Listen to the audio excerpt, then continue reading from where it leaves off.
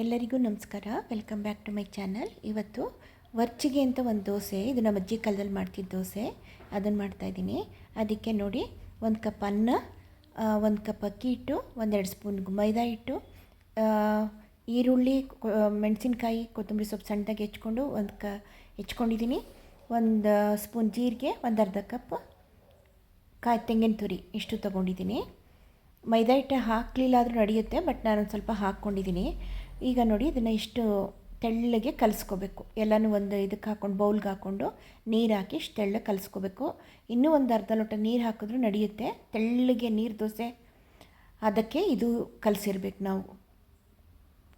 ಇದನ್ನು ಮಾಮೂಲಿ ದೋಸೆ ಹಿಟ್ಟನ್ನ ಹಾಕ್ಬಿಟ್ಟು ಹರಡ್ತೀವಲ್ಲ, ಆ ಥರ ಹರಡಕ್ಕೆ ಬರಲ್ಲ ಇದು. ಸುಮ್ಮನೆ ಇದು ಮೇಲಿಂದ ಹಾಕೋದು, ನೀರು ದೋಸೆ ಹಾಕ್ದಂಗೆ ಹಾಕೋದು ಇದನ್ನು.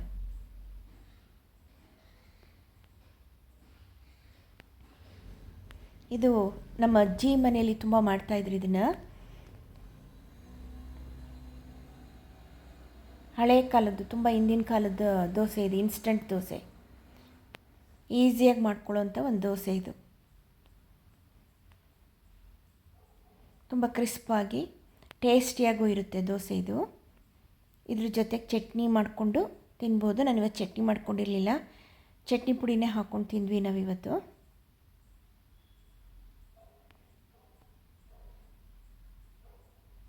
ನೋಡಿ, ಇದು 2ನೇ ದೋಸೆಗೆ ಇನ್ನೊಂಚೂರು ನೀರು ಹಾಕ್ಬಿಟ್ಟು ಹಾಕಿದ್ದೀನಿ. ಇನ್ನೂ ತೆಳ್ಳಗೆ ಬಂದಿದೆ ನೋಡಿ ಅದು.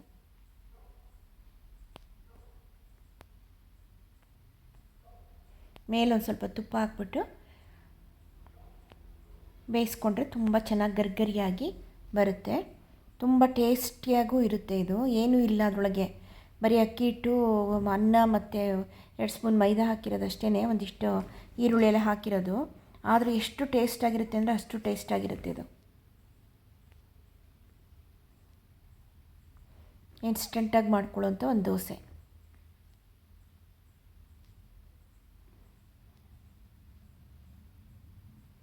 ಪ್ಲೀಸ್ ನನ್ನ ಚಾನಲ್ನ ಸಬ್ಸ್ಕ್ರೈಬ್ ಮಾಡ್ಕೊಳ್ಳಿ, ಶೇರ್ ಮಾಡಿ, ಕಮೆಂಟ್ ಮಾಡಿ. ಇಷ್ಟ ಆದರೆ ಒಂದು ಲೈಕ್ ಕೊಡಿ ದಯವಿಟ್ಟು.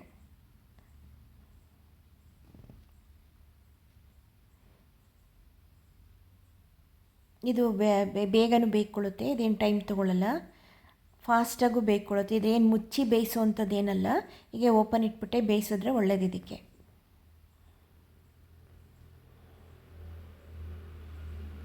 ಮುಚ್ಚಿ, ಆ್ಯಕ್ಚುಲಾಗಿ ಮುಚ್ಚಿಬಿಟ್ಟು ಬೇಯಿಸಬಾರ್ದು. ಇದನ್ನು ಗರ್ಗರಿಯಾಗಿ ಬರಬೇಕು ಅಂದರೆ ಮುಚ್ಚಿಬಿಟ್ಟು ಬೇಯಿಸಬಾರ್ದು.